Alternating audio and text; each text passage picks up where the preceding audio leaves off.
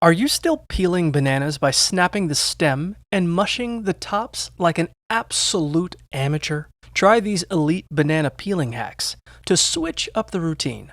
First, try the upside down monkey method by flipping the banana, gently pinching the pointed tip to tear the skin, and peeling downward toward the stem, giving you a handy handle to hold.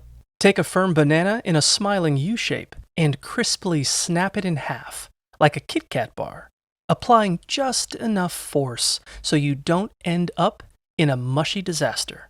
If you're feeling extra, hold the stem with the curve pointed toward you and snap your wrist like cracking a whip to strip off a sliver of peel. Or twist the banana dramatically with both hands until the skin breaks.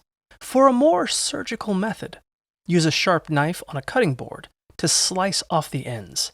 Peel the skin and remove the banana whole. With these fun variations, you'll never be bored eating a mushy banana again.